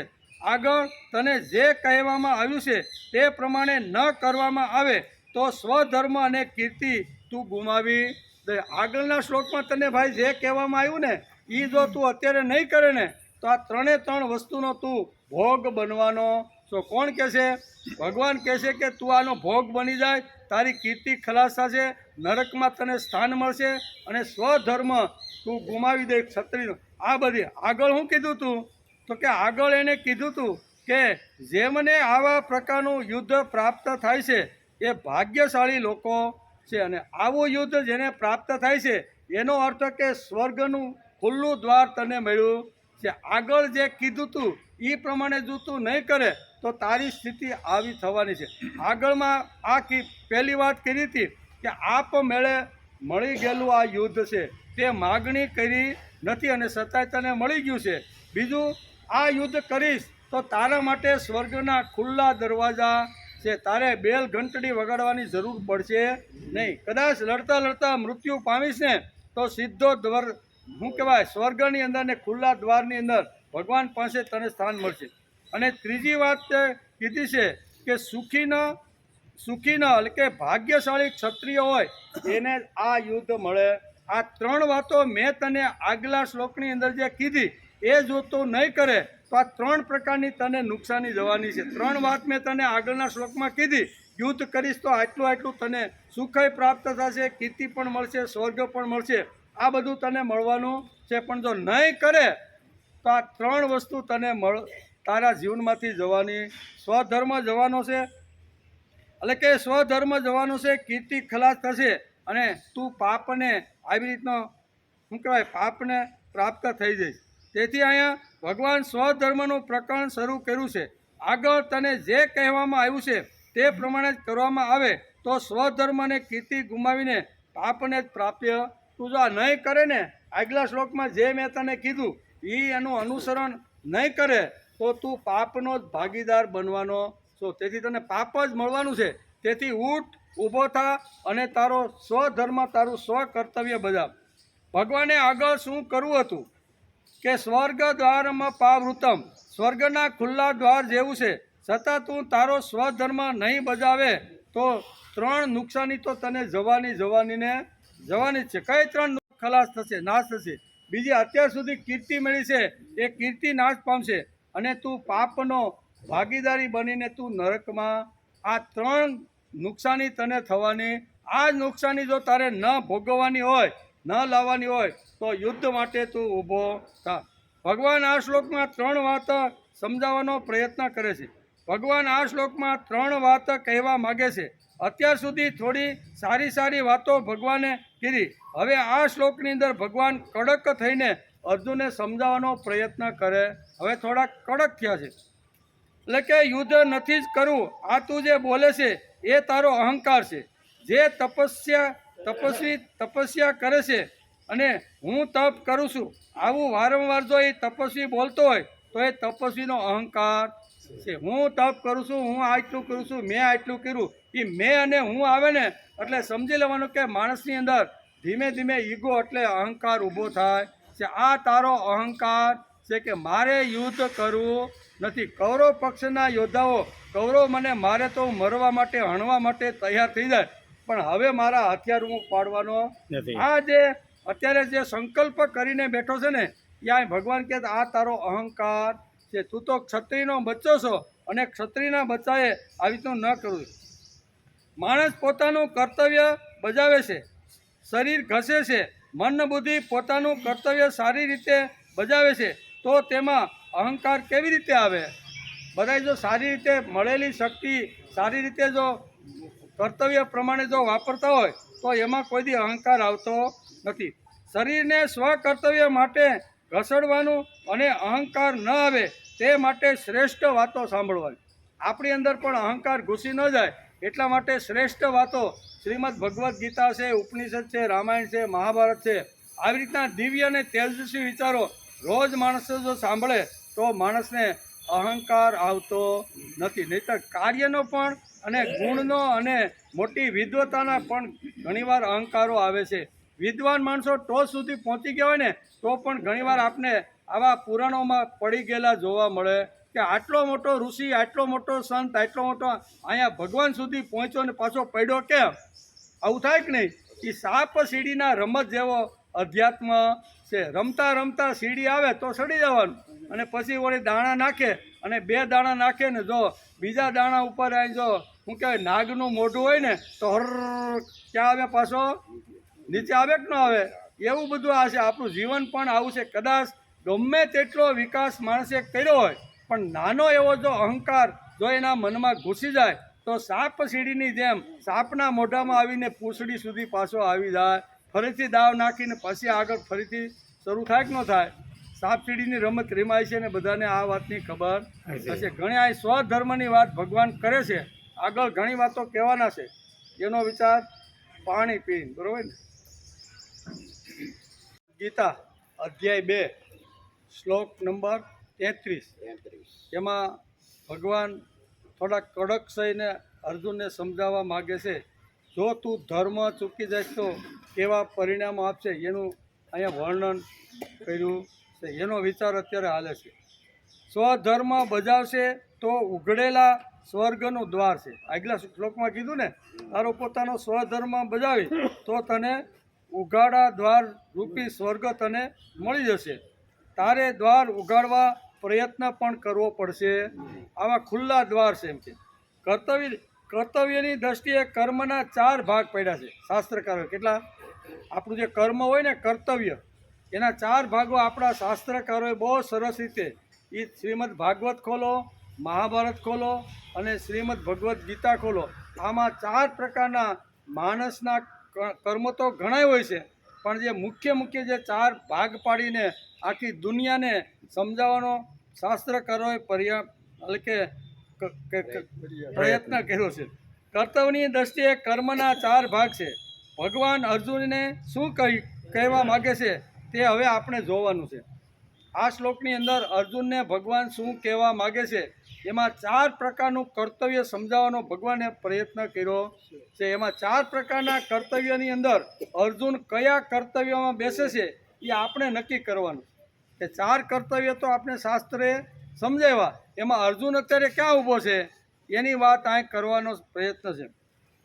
પહેલી વાત છે કર્મ કરો તો લાભ થાય. હું કર્મ કરો તો લાભ થાય અને ના કરો તો કોઈ વાંધો નહીં. હું કર્મ કરો તો લાભ થાય અને કર્મ ન કરો તો કાંઈ વાંધો નહીં. એમાં કાંઈ આડું કરો તો લાભ થઈ જાય એમ, પણ ન કરો તોય કાંઈ વાંધો. પહેલો ભાગ પહેલો આમ કરો તો કાંઈ વાંધો નહીં, કોઈ નુકસાન નથી. આને કહેવાય છે ભૌતિક કર્મ. કેવું? ભૌતિક કર્મ કરો તો ફાયદો થાય. બરાબર ને? પહેલો વરસાદ પડે અને આપણે ખેતરમાં બીજ નાખીએ, બરાબર, એ આપણા ભૌતિક ફાયદા માટે આપણે જો 4 મહિના સુધી એની કાળજી કદર જે કાંઈ કરવાનું હોય નિંદામણ જે કાંઈ એ જો આપણે કામ કરીએ તો 100% ફાયદો થાય છે. પણ બિયારણ નાખીને પછી ઘેરા આવીને ભગવાન કૃપા સાધ્ય છે, ભગવાન બધું સારું કરી દે, 4 મહિના સુધી ખેતરે જ ન જાય તો નુકસાન થાય કે ન થાય? અને અહીં કહે છે કર્મ કરો તો લાભ થાય અને ના કરો તો કાંઈ વાંધો નહીં, કાંઈ ફળ બળ મળે. તું વાવીને ઘેરે આવી ગયો ને પછી જાય જ નહીં તો તને કાંઈ મળે નહીં, એમ નુકસાન નથી. અને આને કહેવાય છે ભૌતિક કર્મો. કરો તો તો ફાયદો થાય અને ન કરો તો નુકસાન ન થાય. નુકસાન કાંઈ ન થાય, કરો તો 100% ફાયદો થાય. પછી અહીં બીજી વાત કે પુત્ર કામેષ્ટિનું વેદમાં વર્ણન છે. સંતાન પ્રાપ્તિ થાય અને ન કરો તો કાંઈ વાંધો નહીં. ઘણા બધા રાજાઓ મોટી ઉંમર થયા પછી આપણે દશરથને જોઈએ, પછી આવા જે મોટા મોટા જે રાજાઓ થયા છે ને એવા, બરાબર, જોઈએ તો દ્રુપદને જોઈએ તો મોટી ઉંમરે પણ એના આવા સંતાન થયા નથી. તે પુત્ર પ્રાપ્તિ માટે યજ્ઞ કર્યો તો એનું ફળ એને મળ્યું. ન યજ્ઞ કરે તો કાંઈ વાંધો નહીં, એમને રહ્યો તમ તારે મોજ કરો. કરે તો ફાયદો થાય, ન કરે તો નુકસાની જાય નહીં. એટલે અહીં કહે છે પુત્ર કામેષ્ટિનું વેદમાં વર્ણન છે. સંતાન પ્રાપ્તિ થાય, ન કરો તો કાંઈ વાંધો નહીં. પુરાણોમાં આવા ઘણા પ્રકારના વર્ણનો જોવા મળે છે. દ્રુપદ રાજાએ યજ્ઞ કર્યો અને તેમાંથી ધૃષ્ટધુમ્યને દ્રૌપદી યજ્ઞમાં કુંડમાંથી નીકળ્યા, યજ્ઞમાંથી પ્રાપ્ત થયો છે. રાજા દશરથે પણ આવી રીતનો યજ્ઞ કર્યો અને એમાંથી એક ફળ પ્રાપ્ત થયું છે અને રાણીઓને ખાવાથી 4 દીકરાઓનો જન્મ થાય. એટલે કરો તો અહીં કહે છે ફાયદો થાય, ન કરો તો કાંઈ વાંધો નહીં, બેઠા રહ્યો શાંતિથી ભગવાનનું નામ માળા લે તો એમાં કાંઈ નુકસાની નથી ને કાંઈ. પહેલા પ્રકારનું કર્મ આ છે. બીજા પ્રકારનું કર્મ છે કર્મનો એક બીજો વિભાગ છે. અથવા કર્તવ્ય બજાવો તો કંઈ વિશેષ લાભ ન થાય, પણ ના કરો તો નુકસાન ચોક્કસ થાય. ના કરો તો નુકસાન ચોક્કસ થાય. અને એટલે કે કર્તવ્ય બજાવો તો કાંઈ વિશેષ લાભ, કર્તવ્ય કરો તો વિશેષ લાભ કાંઈ થાય નહીં, અને ના કરો તો નુકસાન થાય. દાખલા તરીકે યજ્ઞોપવિત માણસ લે ને જનોય, આપણે એને કહીએ જનોય લીધા પછી માણસે અમુક પ્રકારના કર્મકાંડ અથવા ઉપાસના સવારમાં બધું કરવું પડે. ગાયત્રી મંત્રથી માંડીને ઘણું બધું અહીંયા શાસ્ત્રકારોએ વર્ણન કર્યું છે. અને એ જો આપણે ઉપાસના તરીકે કરીએ તો એમાં આપણે કાંઈ પુણ્ય મળતું નથી. ન કરો તો પાપ લાગે, કારણ કે તમે યજ્ઞોપવિત ધારણ કરી છે અને એ પ્રમાણે એક આવી રીતનો મંત્ર જે યજ્ઞોપવિત વખતે આપે છે એ જો ન કરીએ ને તો એમાં પાપ લાગે, પણ કરો તો પુણ્ય મળતું. સંધ્યા કરી તો પુણ્ય મળે ને, એ તો માણસનો ફરજમાં આવે બધું, તો એનાથી પુણ્ય ન મળે. એટલે કે કર્મનો એક બીજો પ્રકાર છે કંઈ, એટલે કે તો કાંઈ વિશેષ લાભ ન થાય, પણ ના કરો તો નુકસાન 100% થાય. એટલે કે નિત્ય કર્મ છે, નૈમિત્તિક કર્મ છે, અને રોજ કરવા પડે છે. ગૃહસ્થાશ્રમમાં આવા 5 પ્રકારના કર્મો અને 5 પ્રકારના યજ્ઞો જેમણે ગૃહસ્થાશ્રમ ધારણ કર્યો છે અને ગૃહસ્થી રીતે જે જીવન જીવે છે એને રોજ આવી રીતના 5 યજ્ઞ કરવા જોઈએ. આ યજ્ઞ કરીએ તો માણસને પુણ્ય મળતું નથી, એ તો એની ફરજમાં આવે ને જો કામ કરે તો એનું અહીંયા બીજા વિભાગની અંદર પુણ્ય મળતું નથી. ન કરો તો ચોક્કસ પાપ માણસને લાગવાનું છે. એમાં પહેલો યજ્ઞ કીધો છે ગૃહસ્થી હોય, સંસારી હોય ને એના માટે શાસ્ત્રકારોએ 5 યજ્ઞ કીધા છે. આ 5 યજ્ઞ શા માટે કરવાના? તો કે ગૃહસ્થીના ઘરની અંદર 5 સાધનો એવા છે કે જેનાથી પાપ ઊભું થાય છે ને પાપ લાગે. એમાં સાવરણી છે, પછી આપણો ગોળો છે, પછી ખાંડણીઓ છે, ચૂલો છે, આ બધું છે ને એ શું કહે બધું કે એના દ્વારા કંઈ જીવજંતુ ઘણીવાર જાણતા અજાણતા પણ મરતા હોય છે. ન મરતા હોય તો હાવણી લઈને ઢેઢ ગરોળી નથી મારી નાખતા બેનો, ગરોળિયાના ઝાડા બાંધ્યા હોય તો એ આ જે ગૃહસ્થી છે ને એને આ 5 પ્રકારના કર્મો રોજ ઘરની અંદર કરવા પડે છે. પાણી ભરવું પડે, ગોળો સાફ કરે, અંદર કાંઈ આવી રીતના નાના મોટા ફૂગ કે જીવ જંતુ હોય તો એને ધોવે એટલે સાફ થાય કે નહીં, પાપ લાગે કે નહીં. પછી હાવણીથી આવી રીતનું ઘર સાફ કરે તો પણ એને આવી રીતનું લાગે. ચૂલો જ્યારે પેટાવે ને ચૂલાના કાણાની અંદર ઘણીવાર આવી રીતના જીવજંતુ રાત્રે ભરાઈ ગયા હોય છે અને જેવો ચાલુ કરે એટલે બળીને મરે કે નહીં. તો આ પણ એક આવી રીતનું છે. ખાંડણીઓ હોય, આપણે ઘંટી આપણી ભાષામાં અત્યારે કેવું હોય તો ઘંટીની અંદર અનાજ નાખી તો એની અંદર પણ આવી રીતના એટલે કે કહેવાનો અર્થ કે ગૃહસ્થી માણસ હોય એને પંચભૂત મહાયજ્ઞ શા માટે કરવાના તો કે રોજ બરોજ આવી રીતના 5 ઘરની અંદર પાપ થતા રહેલા છે. જાણતા અજાણતા બે રીતે થાય, બરાબર. ઢેરગોળી ગમતી ન હોય તો એ જાણીને ઘણીવાર પતાવી દે છે, અને ઘણીવાર અજાણતા પણ આવી રીતના પાપ થઈ જતા. તો આને નિર્મૂલ્ય જો કરવાના હોય તો આપણું શાસ્ત્ર એમ કહેશે કે માણસે નૈતિક કર્મ રોજ કરવા જોઈએ. આ જો કર્મ કરે તો ગૃહસ્થીને પાપ લાગતું નથી. એમાં છે પહેલો યજ્ઞ છે બ્રહ્મયજ્ઞ. બ્રહ્મયજ્ઞ એટલે વેદનું રક્ષણ. વેદના જે વિચારો છે એનું માણસે રક્ષણ કરવું, આ પહેલો યજ્ઞ છે. આ જગતમાં આપણને કોને સંભાળ્યા? આ જગતમાં તો આવ્યા, પણ સંભાળનાર કોક તો હશે ને. એ વેદોએ એટલે કે વિચારોએ અથવા ભગવાને આપણને સંભાળ્યા છે. વિચારો અને સદ્ગુણોની મૂડી આપણને વેદોમાંથી મળે છે. તેથી માણસે વેદનું રક્ષણ કરવું જોઈએ. આ પ્રથમ બ્રહ્મયજ્ઞનો અર્થ થાય છે વેદ રક્ષણ, અને વેદનું રક્ષણ કરવું જોઈએ. બીજી વાત છે દેવયજ્ઞ. દેવોના કાર્યો કરવા એટલે દેવયજ્ઞ. દેવોના કાર્ય કોને કહેવાય? લોકોમાં દેવત્વ લાવવું એને દેવ કાર્ય કહેવાય છે. સમાજની અંદર પશુત્વ અને દેવત્વથી ભરેલો માણસ છે. બે વસ્તુ હોય એની અંદર, દેવત્વ પણ હોય, દેવ જેવો પણ ઘણીવાર હોય, અને એની અંદર એ જ માણસની અંદર પશુત્વના ગુણો પણ હોય છે. તો અહીંયા દેવ કાર્ય કરવાનું એટલે શું? ભગવાનનું કામ કરવાનું એટલે શું કરવાનું? તો ત્યારે દરેક માણસની અંદર આ બે વસ્તુ ઓછા વધતા પ્રમાણમાં હોય ને હોય. થોડા ઘણા દેવત્વના ગુણ હોય, થોડા ઘણા પશુત્વના ગુણ હોય, આમ કરીને પૂર્ણ માણસ બને છે. તો સમાજમાં જ્યારે ફરે ત્યારે અંદર પડેલા જે પશુત્વના જે દુર્ગુણો છે એ દુર્ગુણોને ફેંકી અને દેવત્વ નિર્માણ થાય એવું જે કાર્ય કરે છે એને દેવનું કાર્ય કહેવામાં આવે છે. ભગવાનનું કાર્ય એટલે શું? સત્કર્મ એટલે શું? એટલે સત્કર્મ, દેવકર્મ અને ભગવાનનું કામ એટલે આ. સમાજ એવો છે કે એની અંદર ઘણું બધું પશુત્વના ગુણો આવી રીતના ફૂલા ફાયલા છે. પશુત્વના ગુણોને બહાર ફેંકી અને એની અંદર દેવત્વના ગુણો નિર્માણ કરવાનો જે પ્રયત્ન કરે છે આને પ્રભુ કાર્ય કહેવામાં આવે છે. આવું ભગવાનનું કામ કહેવામાં આવે છે. જીવનમાં દેવી ધ્યેય હોવું જોઈએ. જીવનની દરેક કૃતિમાં માંગલ્ય અને શુચિત્વ લાવવા પ્રયત્ન થતા હોય તેને દેવયજ્ઞ કહેવામાં આવે છે. ત્રીજી વાત છે પિતૃયજ્ઞ. પરંપરાનું રક્ષણ. પિતૃયજ્ઞ એટલે પરંપરાથી અમારી જે કાંઈ આચાર સંહિતા, વિચાર સંહિતા, કાર્ય પદ્ધતિ, જીવન પદ્ધતિ અમારા કુળની અંદર, અમારા પરંપરાની અંદર જે કાંઈ આવતી રહેલી છે એનું રક્ષણ કરવાનો માણસે પ્રયત્ન કરવો.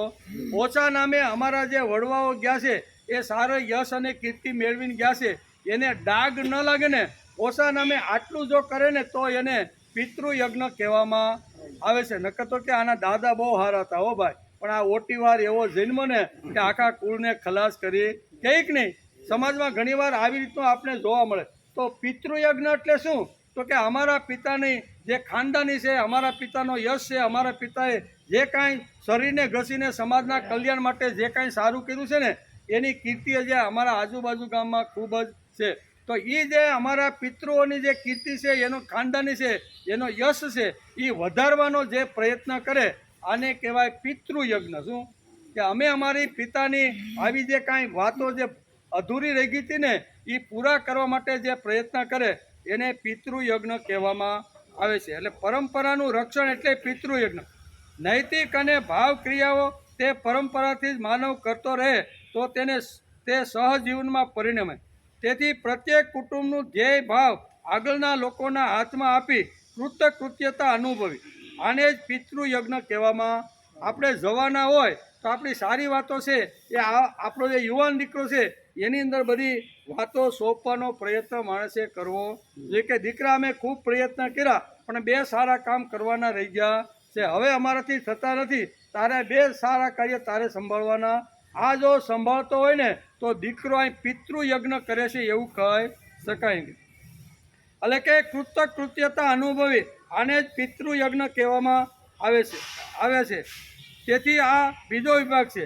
કર્તવ્ય બજાવો તો કંઈ વિશેષ લાભ ન થાય પણ નુકસાન તો 100% જાય ને પિતૃનું જે કાંઈ અધૂરું કાર્ય છે એ જો ન બજાવતો 100% નુકસાની જાય ને જાય, અને બજાવો તો કોઈ પ્રકારનો ફાયદો નથી. શા માટે? એ તમારું કર્તવ્ય ત્યાં આવી ગયું, તમારો સ્વધર્મ આવી ગયો છે કે બાપાનું અધૂરું કામ, અને બાપા જાતી વખતે મને જે કામ સોંપીને ગયા છે એ મારે પૂરેપૂરું કરવું જોઈએ. તેથી પ્રત્યેક કુટુંબનું ધ્યેય ભાવ આગળના લોકોના હાથમાં આપી કૃતકૃત્ય અનુભવી, આને જ પિતૃયજ્ઞ કહેવાય છે. એટલે કે તેથી આ બીજો વિભાગ છે. કર્તવ્ય બજાવો તો કાંઈ વિશેષ ભાવ ન થાય, પણ નુકસાન 100% થાય. કે ઓટીવાર પાક્યો એ નુકસાન જ ને, કે આ છોકરો વાંય એવો પાક્યો ને કે આખા કુળની પરંપરા અથવા જે કાંઈ ખાનદાની હતી ને એ બધી શું કહેવાય રોળી નાખી, એટલે નુકસાન 100% થાય. બીજી વાત આવે છે ભૂતયજ્ઞ, એટલે કે સર્વત્ર ભગવાન છે. આ વાત આપણે ઉપનિષદોએ સમજાવી. કેવી? ભૂત એટલે માણસ સિવાયની બધી જે જાતો છે, પશુ છે, પક્ષી છે, જીવજંતુ છે, એના માટેનો ભાવ, એના માટેનો પ્રેમ. સર્વત્ર ભગવાન છે આ વાત ઉપનિષદોએ સિદ્ધાંત તરીકે આપણે કીધેલી છે. તે વાતને આપણે માનવાનો પ્રયત્ન કરવો જોઈએ. તેમાં મનુષ્ય વાણીથી આગળ ભાવો વ્યક્ત કરી શકે છે. માણસને કાંઈ દુઃખ હોય, પેટમાં દુખતું હોય, માથું દુખતું હોય, અથવા શરીરમાં કાંઈ અગવડતા આવે તો એ વાણીથી બીજાને કહી શકે કે ભાઈ મને આ તકલીફ છે, મને તમે દવાખાને લઈ જાઓ. આપણી મનુષ્ય જાતિની અંદર ભગવાને માણસને વાણી આપીને આ જગતની અંદર મોકલો છે. તેથી સુખ દુઃખ યશ અપયશ જે કાંઈ કહેવાનું હોય ને એ એક માણસ બીજા માણસને કહે અને એ દુઃખ હળવું કરી શકે છે. પણ આ જગતની અંદર એક એવી જાતિ છે કે જેને ભગવાને વાણી આપેલી નથી. પશુ છે, પક્ષીઓ છે, જીવજંતુઓ છે, એને ભગવાને વાણી આપી નથી. એને ગમે તેટલું પેટમાં દુખતું હોય, આખી રાત નિરણ ખાધી ન હોય, અને ચોમાસાના દિવસોની અંદર આપણે વાવણી થઈ ગઈ હોય ને દતાળ જો જોડવાનો હોય ને તો પણ આપણે કોઈઢમાં જોઈને આપણને ખબર નથી, પણ એને ખબર છે કે આજે મને ખૂબ જ પેટની અંદર અગવડ છે, પણ છતાં આપણે કરીએ એટલે ઊભો થઈ જાય કે નહીં. એને વાણી નથી, નકર વાણી હોત તો કે જ ભાઈ તું બધું કર, પણ આજે મને બહુ તકલીફ છે, મારે હલાતું નથી, મારે આવી જાય, તેથી મને તારે દતાળે જોડવાનો નથી. શા માટે? કે એને ભગવાને વાણી આપી નથી. તો આ જગતની અંદર ઘણા બધા જીવજંતુ, પશુ પક્ષી સારા પણ છે, એ ભાવ વ્યક્ત કરવો છે, પણ ભગવાને એને વાણી આપી નથી. એટલે એક બીજો જે વર્ગ છે ને એને કહેવાય ભૂત. ભૂત એટલે પ્રાણી માત્ર. એ પ્રાણી માત્રની વાત ભગવાને કરી છે.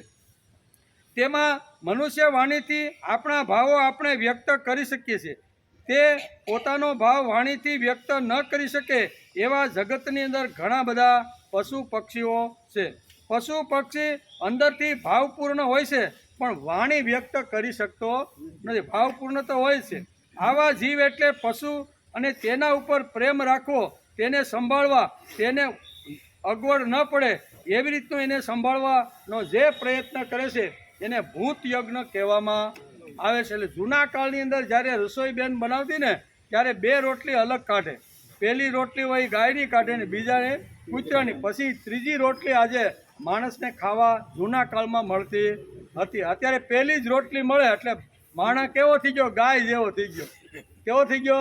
જ્યાં જાય ને જ્યાં કે જેવું બેન કે ને એવું ગાય જેવું કામ થયો કે ગાયની રોટલી કાઢીને તાવડીમાં પહેલી રોટલી આવી ને એ ઓલો ભાઈ ખુરશી નાખીને જમવા બેઠો છે એને સીધી પીરશે કે લે ભાઈ તું ખા. એટલે ગાયના ભાગની રોટલી ખાઈ ગયો એ ભાઈ, એટલે કેવો થઈ ગયો? ગાય જેવો થઈ ગયો. ત્યાં શાસ્ત્રકારો કહે છે કે ભૂત દયા આ બહુ અગત્યની ખૂબ જ વસ્તુ. બોલી શકતા નથી, એ વાત વ્યક્ત કરી શકતા નથી, ગમે તેટલી અગવડ હોય પણ એ વ્યક્ત કરી શકતા. એના માટે માણસે દયા ભાવ રાખવો જોઈએ. અને 5મો જે યજ્ઞ છે ને એ મનુષ્ય યજ્ઞ. મનુષ્યના યજ્ઞ એટલે માથું કાપીને કાંઈ યજ્ઞમાં કાંઈ હોમવાનો નથી, પણ મનુષ્ય યજ્ઞ શાસ્ત્રકારોએ અહીં પંચમહાભૂત યજ્ઞ દરેક ગૃહસ્થીએ કરવો જોઈએ. શા માટે કરવો જોઈએ એનું વર્ણન કર્યું છે. મનુષ્યને મારીને તેનું હવન કરવું એવું નથી, તો માણસમાં રહેલા માનવને પૂજ્ય માનવું અને તેની વૃદ્ધિ કેવી રીતે થાય એના માટે જે પ્રયત્ન કરો એને મનુષ્ય યજ્ઞ કહેવામાં. અહીં ડોકું કાપી અને ધૂણાની અંદર હોમવાનો નથી, પણ મનુષ્યને મારીને નહીં, એનું હવન કરીને નહીં, તો માણસમાં રહેલા માનવીયને પૂજ્ય માનવા જોઈએ કે હું જે ખુરશી સાફ કરું છું ને એમાં મગનભાઈ કે સગનભાઈ બેસવાના નથી. ભગવાન મગનભાઈના રૂપમાં આવીને ભગવાન પોતે જ મારી ખુરશી ઉપર બેસે, આ ખુરશી, તેથી મારે સાફ કરવી.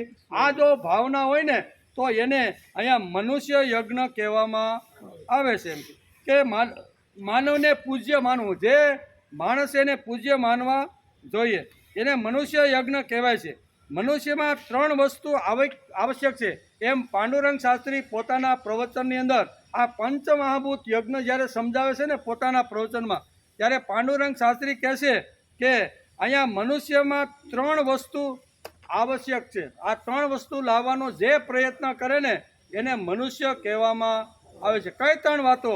પહેલી વાત છે કૃતજ્ઞતા. કરેલો પ્રેમ અને કરેલું આવે છે એટલે એને કહેવાય કૃતજ્ઞતા. મારા માટે કોઈ ઘસાણું છે, મારા માટે કોઈ જાગ્યું છે, મારા માટે કોઈ ઉજાગરા કર્યા છે, મારા માટે પોતાના મોઢામાંથી કોળીઓ કાઢી અને મને જેણે મોટો કરવાનો પ્રયત્ન કર્યો છે એને જીવંત પર્યત ભૂલવાનો જે ન પ્રયત્ન કરે ને એને કહેવાય કૃતજ્ઞતા. ઘણા બધા કોળિયા કાઢીને આપણે બધાને ઉછેરવાનો પ્રયત્ન કર્યો છે.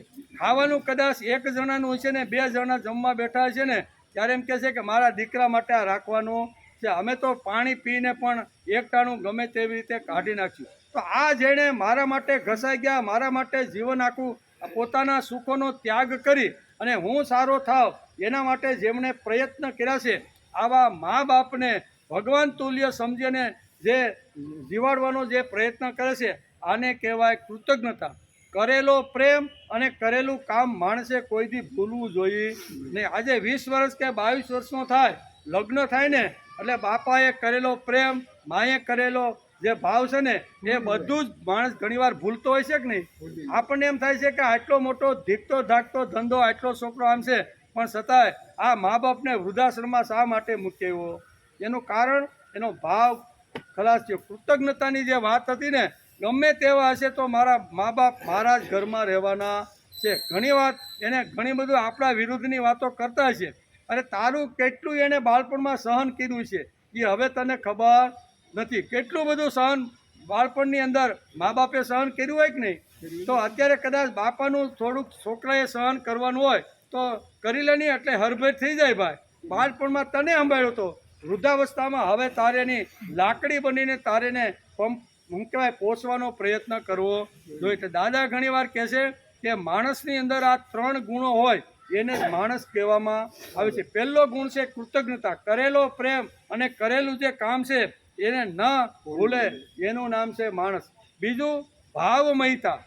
કુટુંબની અંદર અંદરો અંદર એકાબીજા ઉપર ભાવ અને પ્રેમ હોવો જોઈએ. ત્યાંથી જો આપણો ભાવ અને પ્રેમ થોડોક વધતો હોય ને તો પડોશીમાં લઈ જવાનો પ્રયત્ન કરવાનો, અને પડોશીને પણ આપતા પણ જો આપણી પાસે સમય અને ભાવ હોય તો એ સમાજના અંતિમ માણસ સુધી ભાવ લઈ જવાનો જે પ્રયત્ન કરે છે ને એને અહીં માણસ કહેવામાં આવ્યો છે. તેથી અહીંયા મનુષ્યની અંદર 3 વાતો અપેક્ષિત છે એવું પાંડુરંગ શાસ્ત્રી વારંવાર પોતાના પ્રવચનમાં.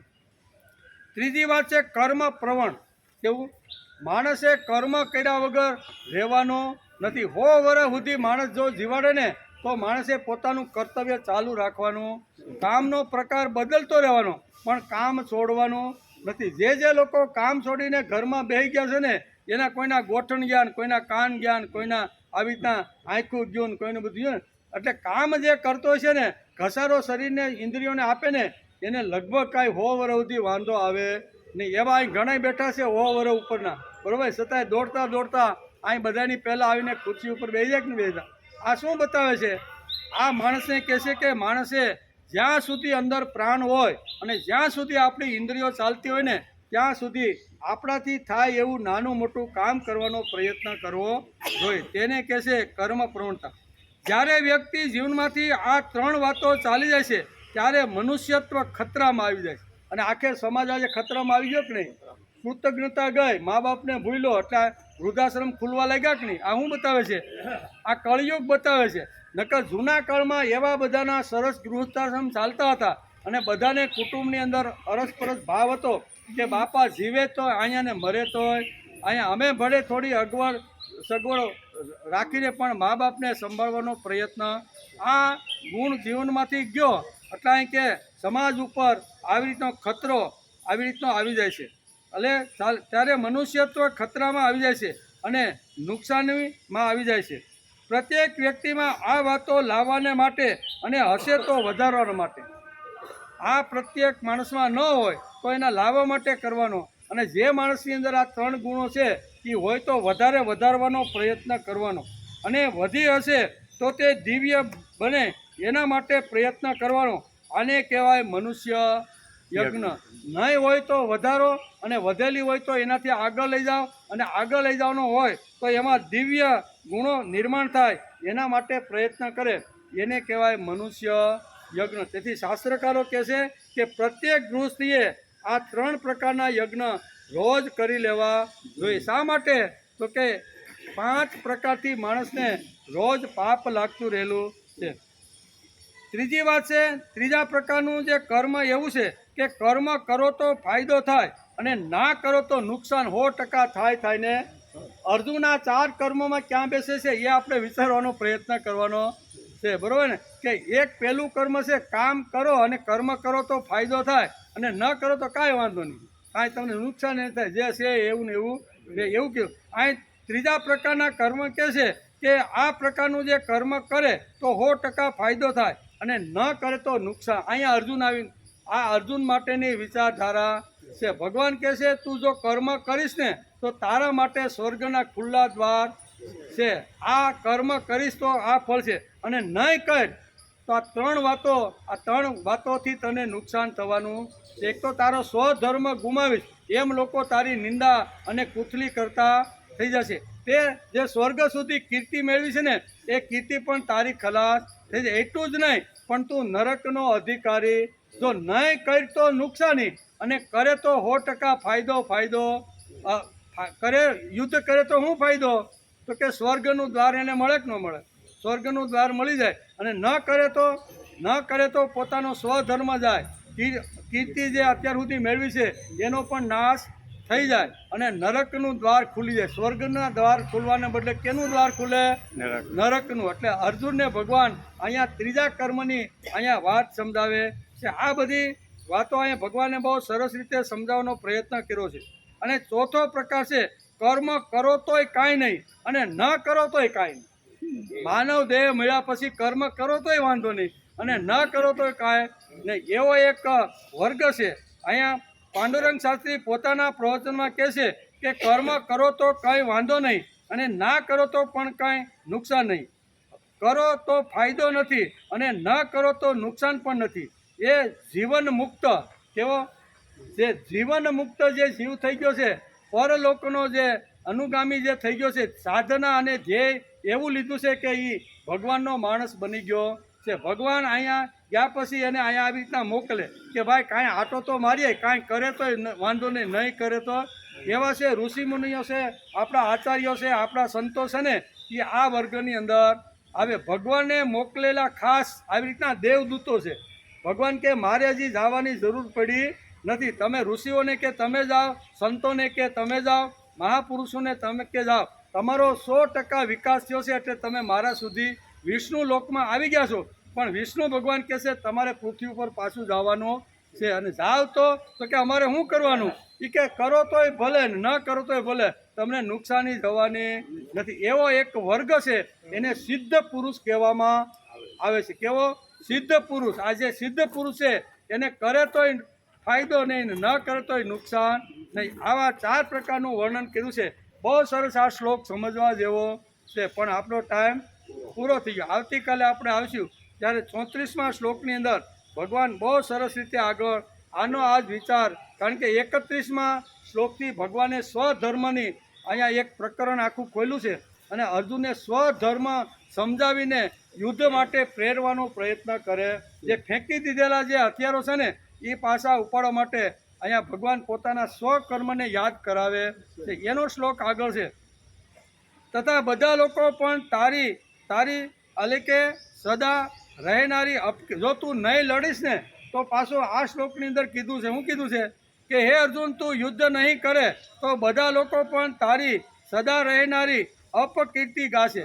રાજાઓ તારા ઉપર તૂટી પડશે કે આવી રીતનો ક્ષત્રિયનો દીકરો મોટે ઉપાડે લડવા માટે આવ્યો હતો, અને અત્યારે પાછી પાની કરીને ભાગ્યો છે. એટલે આ બધા જે 11 અક્ષોની સેનામાં તારી વિરુદ્ધમાં જે ઊભા છે ને એ બધા જ રાજાઓ તારી અપકીર્તિ કોણ કહે છે? ભગવાન કહે છે કે 11 અક્ષોની સેનાના જે યોદ્ધાઓ રાજાઓ છે ને એ બધા તારી અપકીર્તિ ગાશે. એટલું જ નહીં પણ આ બધા તારી નિંદા પણ કરશે. અને એટલે કે ગૌરવશાળીને આ અપકીર્તિ અને નિંદા મરવા જેવું બરોબર થાય. એક આવી રીતે જેની ટોચ ઉપર જેનો યશ અને કીર્તિ આખા શું કહેવાય બ્રહ્માંડ સુધી જેની પહોંચી ગઈ હોય અને એવા લોકોને કોઈ એની નિંદા કરે અને એની અપકીર્તિ કરે તો એને મરવા જેવું થાય કે નહીં? કે આટલું બધું કમાયો પછી લોકો મને શું સમજે છે? એટલે એ વિચાર અહીં કે તારી કીર્તિ ખલાસ થશે, રાજાઓ બધા નિંદા કરશે. એટલું જ નહીં અને અહીંયા તારી અપકીર્તિ થશે.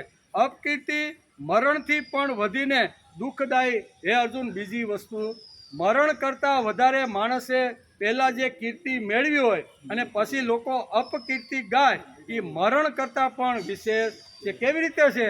તો આવતીકાલે આપણે સમજશું કે ભાઈ અહીંયા કીર્તિ મરણ કરતાં પણ વિશેષ છે. તો એનું વર્ણન ભગવાન અહીંયા 34મા શ્લોકની અંદર કરે છે. એનો વિચાર આપણે આવતી